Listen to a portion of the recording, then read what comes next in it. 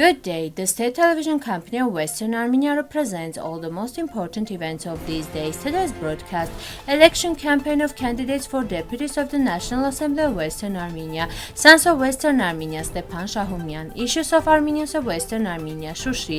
Extremely limited humanitarian movement cannot be considered the end of the blockade of Artsakh, Artsakh Information Staff, the historic Armenian village of Dersim in danger of being submerged. A monumental structure and mausoleum of the 12th to 11th centuries BC were discovered in Karmir Blur. Let's support Western Armenia State Television.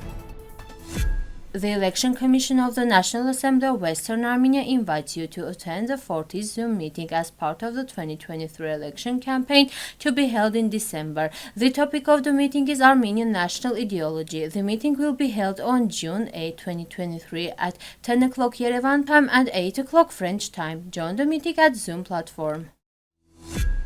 Stepan Shahumyan was a devoted son of the Armenian people, as evident from his life and work. Born in 1878 in a pan-Russian and European environment, he emerged as a prominent figure in the communist movement, dedicated to serving the interest of the Armenian people. In 1992, he got accepted to the philosophy faculty of Berlin University. He collaborated with Kautsky, Bebeli, Martov, and Luxembourg. During a meeting in Switzerland in 1993, he first encountered Lenin, and their friendship endured throughout his life. Shahumyan translated the manifesto of the Communist Party into Armenian. Upon returning to Tiflis in 1995, Shahumyan actively participated in workers' strikes, demonstrations, and Bolshevik propaganda across the Transcaucasus. Numerous books and memoirs have been written about Shahumyan, and numerous archival documents have been published. Discussions about him, along with articles and public speeches by individuals on television and other media platforms, present divergent viewpoints. The full article is available on our website.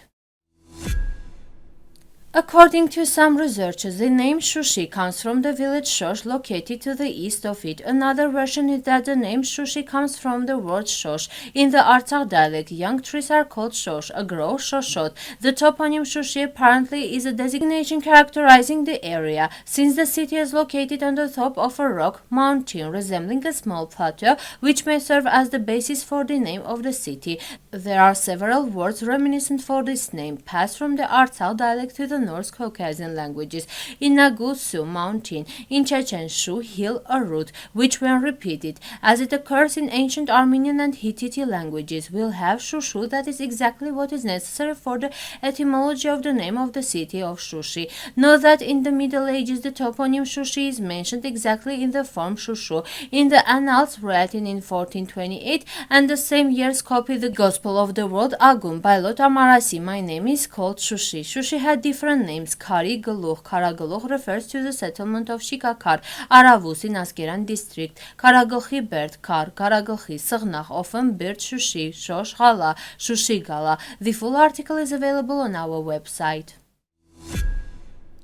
Artsakh Information Headquarters informs, in view of the continuation of the 173-day blockade of Artsakh by the BANQUE authorities, the installation of an illegal checkpoint on the Berdzo Road from April 23, and the use of the illegal control measures against the citizens of Artsakh, the persistent inability of the Russian peacekeeping forces to ensure the 2020 the corridor regime set by the Tripartite Declaration of November 9, the continuing inability of the international community to ensure the UN International Court of Justice decision of February 22, with the requirement to guarantee the uninterrupted movement of people, vehicles, and goods along the Berdzo Road, as well as the humanitarian needs that are worsening day by day among the people of Artsakh. The government of the Republic of Artsakh considers 2022 as illegal. The blockade that began on December 12 and the existence of the Azerbaijani checkpoint from April 23, as well as control interventions and other obstacles of the movement of citizens, vehicles, and goods of Artsakh, stresses the existence of continuous and increasing violations of numerous collective and individual rights of the people of Artsakh under such conditions, emphasizes the need for the urgent restoration of the Berdzo Road regime established by the Tripartite Declaration and approved by the decision of the United Nations Court, and the provision of minimum safety conditions, announces that before the full restoration of the Berdzo Road regime, the government of Artsakh will try as much as possible, with the support and accompaniment of Russian peacekeeping troops and the international community, Committee of the Red Cross to ensure some movement through the corridor to meet the urgent humanitarian needs of its citizens, stresses that under the conditions of violation of the Berzo Road regime and the blockade of Artsakh, any movement through the corridor cannot be interpreted as an act legitimizing the illegal control of BANQUE authorities and accepting the non-existent jurisdiction of the BANQUE authorities over these areas, as such movements are carried out under duress based on the fundamental rights of the people of Artsakh, on the strict need for security and protection, and on the obligations of the authorities of the Republic of Artsakh towards their own people. Records that the strictly limited humanitarian movement can in no way be considered as the end of the blockade of Artsakh, as long as there will be surveillance, interventions, and other obstacles of the BANQUE authorities on the Berzo Road. While welcoming the statement by the Artsakh Information Headquarters, the government of Western Armenia would like to see this statement as Artsakh's clear stance towards its own territories and independence. We think it's time to talk not about the conditions of the illegal Tripartite Declaration of November 9, 2020, but about the violation of the rights of the free and independent state of Artsakh. You can be a victim all the time. It is necessary to speak from positions of equals. In 2020, without declaring war, the BANQUE authorities violated the tripartite ceasefire agreement signed in May 1994, to which independent Artsakh was also a party. To this day, this subject remains unaddressed, and the undeclared war, which claimed the lives of around 5,000 Armenians, goes uncondemned. It's time to talk about everything.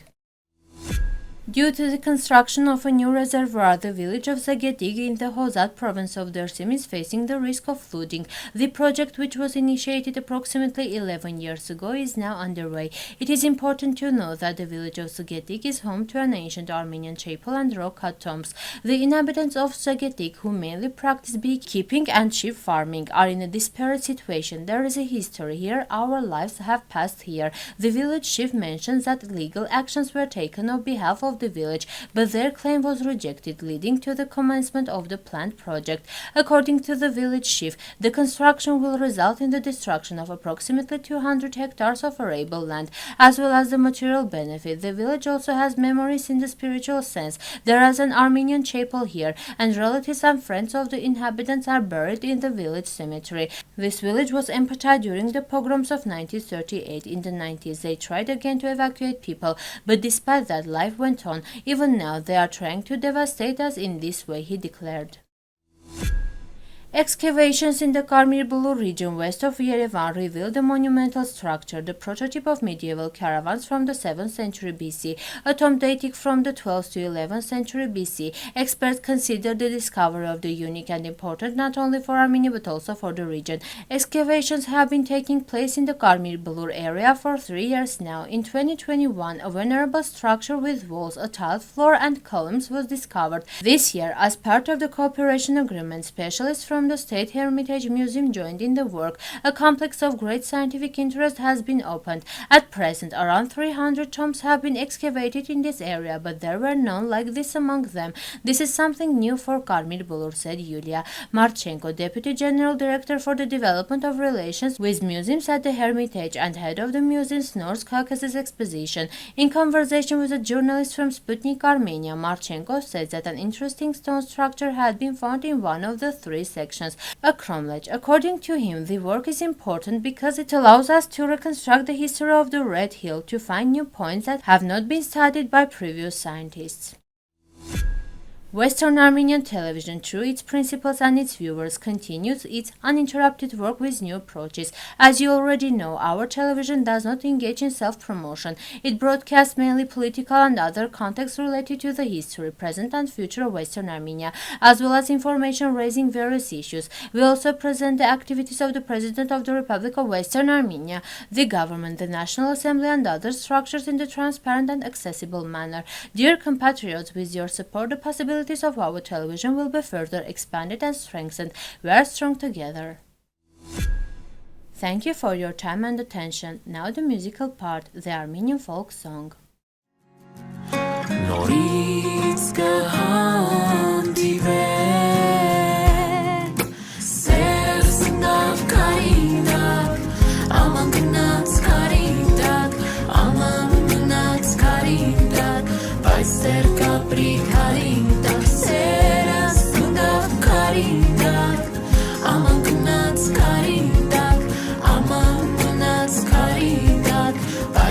COMPTE.